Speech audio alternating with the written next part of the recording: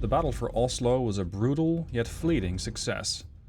Task Forces Valkyrie and Draken, battered but defiant, stemmed the Soviet tide in the Skagerrak and shattered Moscow's amphibious push towards southern Norway.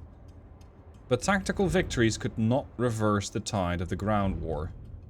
While NATO fleets prowled the seas, Soviet ground divisions poured across Sweden and into Norway in overwhelming numbers, supported by relentless waves of strike aircraft from newly seized airfields. Within days, Scandinavian resistance collapsed. Finland, parts of Sweden and southern Norway are now under Soviet occupation. The Norwegians and Swedish fight on in the north, but hope is fading faster than NATO can reinforce them. NATO's troops have launched a counteroffensive against Soviet positions along the West German border, but Ogorkov was prepared and Soviet resistance is staunch. Marshal Nikolai Ogorkov, now the de facto ruler of the Soviet Union, moved quickly to capitalize on his gains. Declaring the Scandinavian coastline a forward bastion of the socialist world, he ordered the rapid fortification of Norwegian ports and airfields. Bergen, once a key NATO anchorage, is now the heart of a massive Soviet logistics and naval operations hub. From its sheltered fjords, Red Banner Northern Fleet warships have begun sorties into the North Sea. The next phase of Ogorkov's plan is clear. Sever NATO's Atlantic lifeline and prepare for a decisive strike into Denmark and West Germany. If the Soviets can dominate the North Sea, they can encircle NATO from the north and squeeze the alliance into submission. With NATO forces reeling, Task Forces Valkyrie and Draken were pulled back into the open waters of the central North Sea to regroup.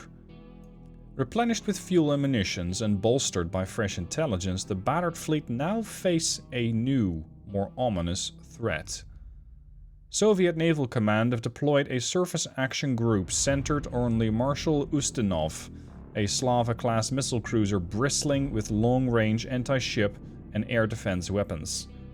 Escorted by destroyers and frigates and shielded by aerial reconnaissance assets operating from captured Norwegian airfields, the Ustinov is not merely a threat. It's a strategic dagger aimed at the heart of NATO sea power. Storms are now rolling over the Atlantic, grounding resupply flights and delaying reinforcements from Konus. Amid this meteorological chaos, Valkyrie and Draken are tasked with hunting the Soviet SAG in the roiling grey water south of Bergen. Every radar contact could be a decoy, or the Ustinov itself. With P-3 Orions straining to pierce the cloud cover, and submarines like Sturgeon and Churchill creeping through the depths, NATO has only a narrow window to strike before the Soviet group can disperse and vanish into the maritime expanse. The weather, ironically, offers both cover and peril. The mission is clear: find and destroy the Marshal Ustinov. If the cruiser escapes into the open North Sea, it could devastate NATO's surface assets, disrupt troop convoys from North America, and force the alliance into a defensive crouch. The loss of Denmark and northern Germany would follow, and perhaps even the opening of a new Soviet front in the British Isles. Ogorkov is counting on NATO's hesitation, but aboard the USS Valley Forge there is no hesitation, only grim resolve.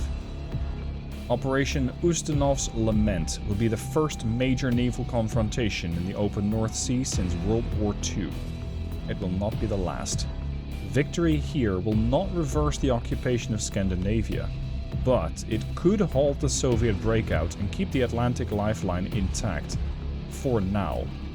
The eyes of Washington, London and Bonn are fixed on the grey waves south of Bergen. In the silence between radar pings and sonar contacts, the future of Europe balances on the edge of a missile launch. Hey there, welcome back to Sea Power. This is the, well, I suppose first true mission for this series, because the previous ones have been preludes. Heck of a prelude. Now, at this point, the situation has deteriorated even farther.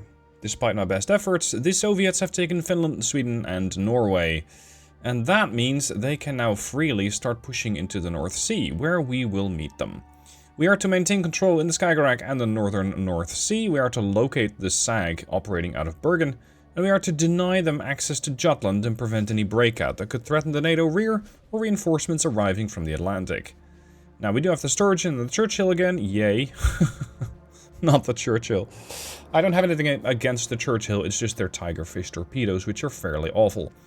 We have VP-26 Tridents, P-3C Orions, F-15 Cap, as well as, yeah, the Sturgeon. At least the Sturgeon has some decent torpedoes. Okay, let's see how the situation is. Soviet Surface Action Group, led by Marshal Ustinov, a Slava, supported by Sovremenia Cresta-class combatants, is advancing towards NATO positions south of Bergen. Recon indicates a heavy SAG presence with additional destroyers and escorts in support. Great. Expect coordinated strikes with long-range bombers and fast missile boats conducting diversionary attacks. Attacks assessed as imminent. Maintain full readiness. Okay, this is going to already pose a very interesting challenge. Do I go MCON or not? Because if I go MCON, I have a slightly better chance of not getting hit by a missile. If I can at least see the missile in time, for which, you know, you require some capability of detecting shit. What do we got? Seagull 2-1, Seagull 2-1... What? Okay. Can I rename you? Because you're both called Seagull 2-1. That's not very convenient. We're gonna create a formation and you're gonna join said formation. This is going to be Formation Seagull. How surprising. Now, these guys can throw 8 harpoons at the enemy, and that's going to be probably not nearly sufficient to eliminate everything. We got Tiger 1-1 here. I'm going to have Tiger 1-1 activate the radar. I immediately want to get information about what's going on in the skies. We have Sturgeon up ahead. Her towed array is streaming as we speak. We are doing 10 knots. I think that's a bit too fast. Is there a thermal layer? There is not. Order depth 50. Oh, hello. I wasn't expecting guests. Yet here we are. Hunt with vigor. Morrison, get your bird up. They're doing 13 knots. That's a bit peculiar. Normally that goes in 5-knot increments. Perhaps they're trying to stay without... what'd you call that? Cavitation. So they're trying to slow down. I'm going to have you slow down as well. I would very much approve not being detected. We're going to activate your surface search radars as well. At this range we probably can't attack much. My surface search is decent but not that good. So we'll have to close the distance a bit. Now, we've got the whole Draken formation up here as well. I'm going to tell Draken to slow down a bit. The interesting thing about Draken is that, much like the last time, they don't have great anti-ship capability. So, what you kind of need to do with this formation is just push your way in and get into range of those 22.5-mile exocets. The risk by doing that is that you find yourself on the receiving end of a couple of torpedoes. And yeah, you're gonna have to find a fairly decent balance between dropping sonobuoys and pushing in. So we need to do ASW at the same time. I need you to come here. I need you to actually return to... Can you kindly return to your formation? I guess that is what you're doing. Alright. Now, we already have it classified as a Soviet submersible. As identified by Sturgeon, but we don't know what it is. Okay. I think Sturgeon's gonna have to do a lot of work here. What's the speed? 30 knots? Okay, that's good.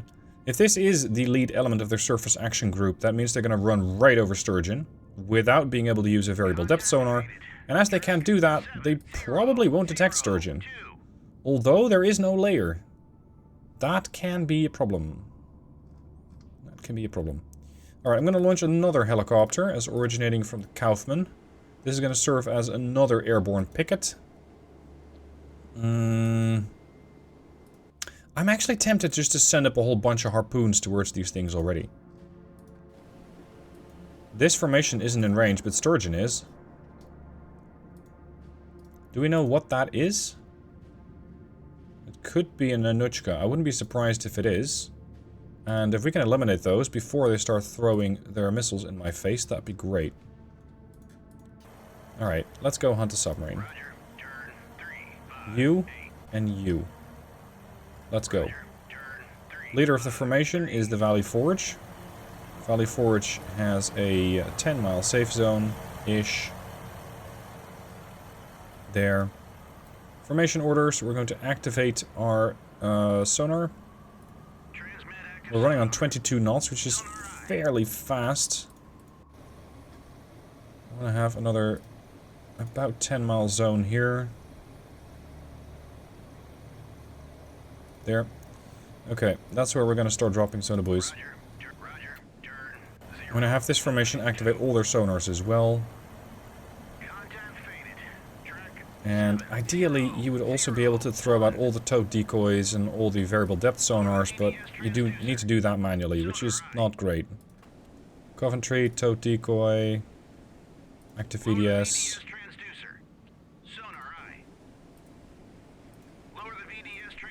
I've been ambushed by submarines one too many times in the last couple of missions, and I'm not having that again. At this point, I feel a bit safer, so we're going to go ahead standard. Queen, forward, and start dropping intermittent. Sea state's not that bad. We can probably detect submarines in this weather. 4, 5, 6, 7, 8, 9, 10. And you, my friend, are going to do that here.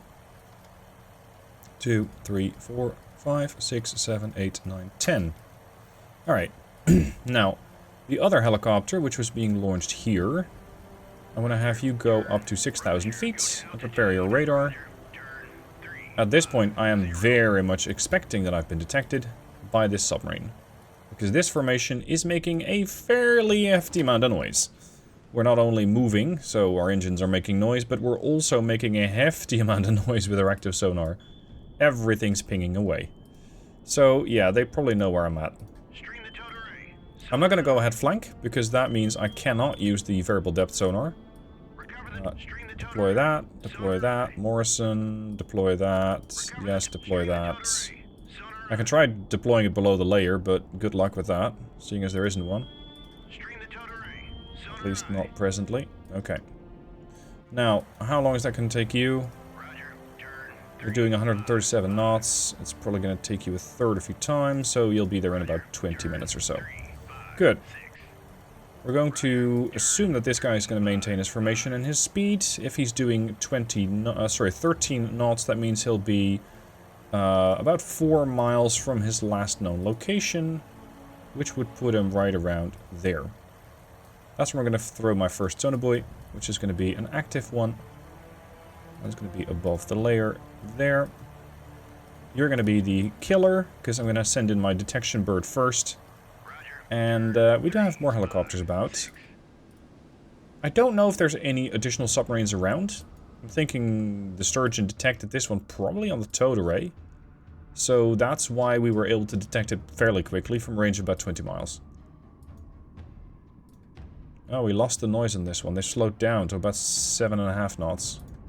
It's unfortunate. I need to get more intel on that. Okay. You guys are fairly safe. You're doing 19 knots, 18 knots, fine. Okay, let's continue. The Soviets are not wasting time, and they have sent their first level of greeting cards, SSN-12s. Thankfully detected. I'm not exactly sure by what, because I believe we're sailing under MCON. But, well, I guess we detected them, and I'm kind of happy that we did. We're going to turn all of our sensors on, because now we've been made, we might as well get all the information we can. And you can see that there is more along the way. We got SSN-12s, SSN-3Bs. I'm not exactly sure what the fuck that is, but I'm not sure if it's actually my friend. Does not respond. I'm thinking this might be the bastard who detected me. The problem is, I don't know if I can shoot it down. We're just going to shoot it down and see if the missile range stops. As for the rest, there is another aircraft up there. And I'm going to have Tiger 1-1 intercept that, along with the rest of the flight, to get rid of that bastard. Now, this is a lot of missiles, but the good news is we can throw a lot of missiles back at them. The challenge is managing all of these missiles, because the more that I throw, the more defenseless I'll be before the next wave attacks. And joining these formations together is going to be somewhat difficult. So the ships in the back, I'm going to have them hold their fire. These other ones, I'm fine with them engaging. But I don't need everybody to shoot. Because I suspect, especially considering the numbers here, that this is just the first bit. Now, thankfully, it is S's and 12s, and when you start shooting them down, there's typically not a whole lot more to come. We've eliminated a bunch of them. Yet, there's probably still more of those sandbox missiles aboard that ship that we are supposed to eliminate. As for this thing here, let's chat them up. No response. Yeah, you're doing about 3,000 feet. That makes you very suspect. No joy. Virginia, you got ERs. No, you don't have ERs. Anybody got ERs? Extended range? Stanley? Is he high enough? He is. Good night.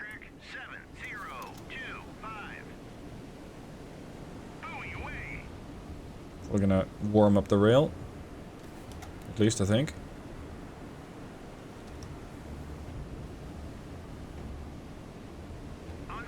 Here it comes. 3, 2, 1. And off you go. Okay. So that ought to do that thing in. I'm going to also shoot at pretty much any other contact that I find suspicious.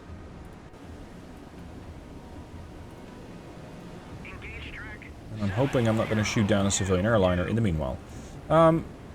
Kindly tell me what the hell you're doing. You're 10 miles out. See, this is actually a pretty nice opportunity to eliminate it. Ah, there's more. As expected. Where are those gulls? Gulls, get over here. I want to figure out what that is and where it's going, because now I can still intercept it with sturgeon. Normally, I wouldn't do that. I wouldn't normally launch harpoons if I'm playing, for example, cold waters, because in cold waters, the AI very well knows that if there's a missile coming out of nowhere, you can be pretty sure that there is a submarine somewhere around there, and they will start dropping sonobuoys with vigor. The AI in Sea Power presently doesn't do that, so you can launch your anti-ship missiles from your submersible, and most of the time they don't care. Not all the time, but most of the time they don't really care. Yep, there's the next bunch.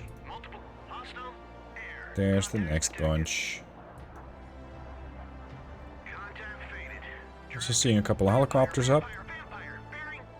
See, this is the problem. This aircraft got way too close because I had MCON.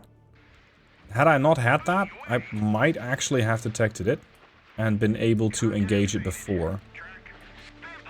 Although at that point, I was probably detected anyway. I want to start launching another helo. Because my other helos are about to be dry.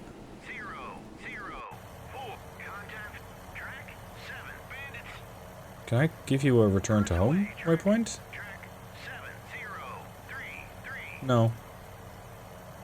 Okay, fine. Never mind. Now, lots of missiles coming up from the task force, and the British don't carry that many. Coventry's down to 8, York's down to 10. And I'm counting Sea Dart, not Sea Wolves, because Sea Wolves don't have that much range. Also, Sea Wolves are reloading for the next 4 minutes. If there's just 4 of them, I'm not that concerned. Oh, I think we ran out of range on that one. Stanley, can you engage that? It's 150 miles out, even you can't engage that. Okay, what we got here then? That's a bear. T-95RT. Dead. Almost right on top of the surgeon. I recommend you turn, or at least you take off your headphones for a sec. Ah, SSN-3Bs. Cute. But wait, there's more. We got him on visual? Who's visual? Queen 1? You can see that. When you're flying in the opposite direction... No, okay, never mind. Don't ask questions you don't want answers to. We also got them on R and E, so our own radar's detecting them, our emission tracker is detecting them. Coventry's down to 4.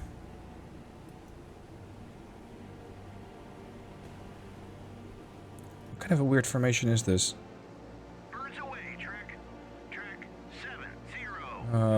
Formation pattern Vic. More? Oh.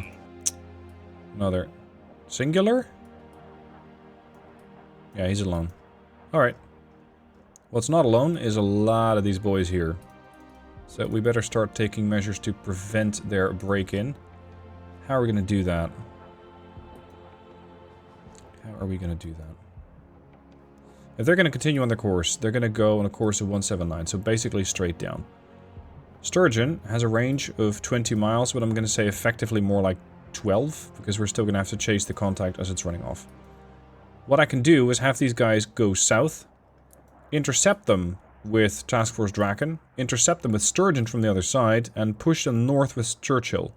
Because they start detecting those tigerfish, as awful as they are, and that means they are likely to start flushing north.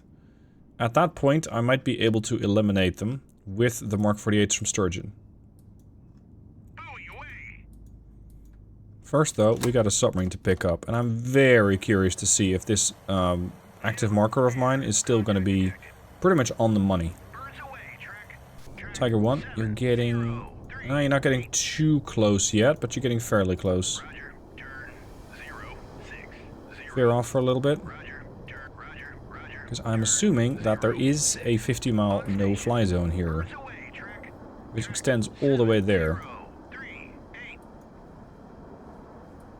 Any more missiles? Yes.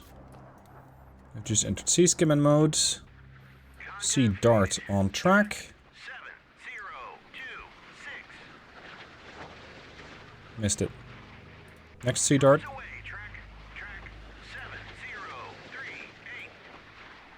Knock it down. Missed. You're down to 2 Sea Darts. York has none. I might need to start activating the ships in the back. Turn their weapons back on. Got it.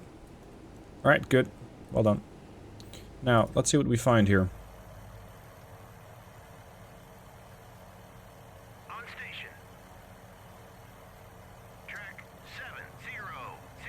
Have you guys completed your drop? You have RTB. No active contact. Not too far off. About 2 miles away. Classify hostile, engage with passion. Depth 230. Not sure if that's high or low. We lost him. Okay, that's surprising. Go there. Another boy. What's your range relative to Sturgeon? 40 miles. Oh, never mind. Not a problem. Okay, I'm going to go shallow. I'm going to harpoon these. Because I don't want to waste too many missiles from the Seagulls on that. If I don't have to. You are my radar bird. I am running on the assumption that there are no other submarines around here, which is a dangerous one, because if I'm wrong, I'm going to pay for that. A single shot? Yep, just drop it right down. Like it's a stone. Oh god.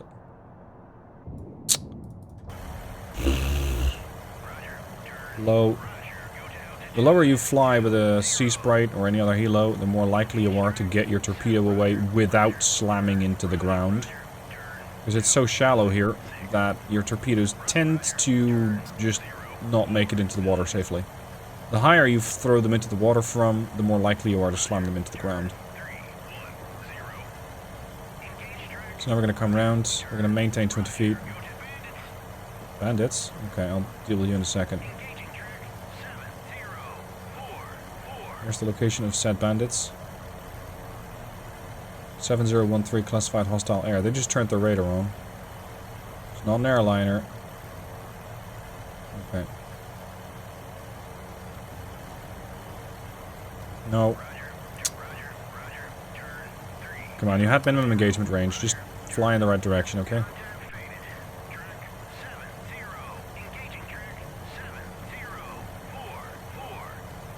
Also, I suspect that throwing that torpedo in almost vertically didn't help.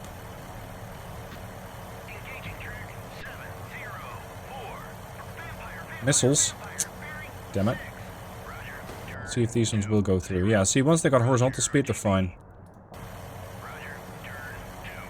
Where you got your missiles, then? Ah, cute. Okay, there's more from that. Bergen can fight. Eventually. Birmingham. Weapons tight. I'm gonna keep a close eye on that. What is that? I'm gonna say that's not likely to be a friendly. It's also just outside of my range. I do need to keep a very close eye on it. Okay, how are you doing? You're going for the noisemaker. Engage again. You're gonna go and lay sonar buoys. You're not gonna go home. Not yet. Only once you're depleted. 5, 6, 7, 8, 9, 10. Gotta at least get me some screening force. Alright, Queen 4. Queen 3. Gotta move on. 1, 2, 3, 4, 5. 6, 7, 8, 9, 10. Other side as well. Right about there. 1, 2, 3, 4, 5, 6, 7, 8, 9, 10. Done. Okay, that'll keep me safe. Now, how are you getting on? Not very well. Did we hit you with both? Did we really? Not sure. Not sure. You're also going home, huh? Yeah, okay, that's fine. Second sea sprite, or rather, fourth sea sprite's already up. Classified hostile missile, another SSN-3B. Come on, Soviets. We've had enough of your nonsense by now. This Mark 46 is bypassing the sub and going for a noisemaker instead. Maybe it can still activate and lock onto something more useful rather than a noisemaker. The submarine appears to be in some trouble, dead in the water.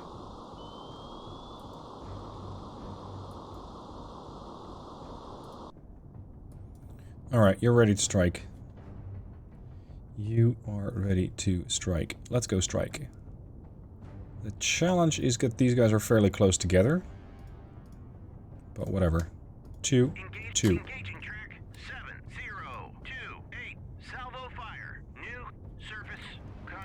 New surface contact. Oh yeah. I need to go check out this a little bit. We only picked it up on sonar. We didn't actually pick it up on anything else yet. Your radar isn't that bad. 75-mile range. Oh, well, yeah, okay. I guess it's not that good. Mark 46 has bypassed the target, but the Foxtrot's dead. Good. That's one less to worry about. Good start. Okay. Let's go do that then. We have a couple of missile launches from the Sturgeon. Sturgeon's now going to continue on a course. We're going to go back down. And I'm going to just continue on my course north. Got more of those bastards coming in. Sea darts engaging. There comes the missile. Missed. Gotcha. Alright, that's that one done. Now, this thing is coming in with such a passion that I think it might be eager to kill me. So, we're gonna send some harpoons after that and try and dissuade it from any such nonsense activity. Churchill, I need you to go there. The Churchill is, she's right in the path of the formation, and normally that'd be great for a submarine, but in this case, it's rather useless. Because those torpedoes are just awful, and yes, I still have access to the other ones, but these are dumb fires. They don't have any kind of guidance, they don't have any kind of course correction. You're basically throwing them at the enemy, and you're hoping that you hit something. And the only good thing is they're fast at 41 knots. So, if I get that close, 7.5 miles, I might use them, but I would rather not. I would much rather not. Missiles away.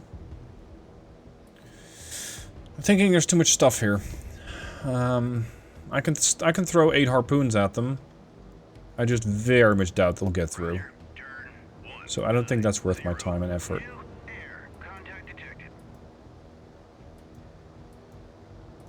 Classified hostile. I'm thinking it's one of the missile boats. An Osa is annoying but not that deadly. An Anuchka is a very different story because it has much more range, about 3 times at 59 miles. So close in, by all means, because I still outrange you. Those helos are going to have to go, but I would much rather save my F-15s for going after some much more important targets. Such as a wave of bombers that I am expecting. It's just a question of when are we going to see them. For now, though, this is going to be it for this episode. We have already inflicted some pain upon the Soviets. And there's probably more submarines out there we need to hunt before being able to close in and attack these guys with our anti-ship missiles. Thank you for watching. I hope you've enjoyed this first part. If you remember, you can see part 2 right away. If not, just hit the join button. You're supporting me with $1 a month. And by doing that, you're also making it possible for me to continue making content. Thank you for watching, and I'll see you soon in part 2.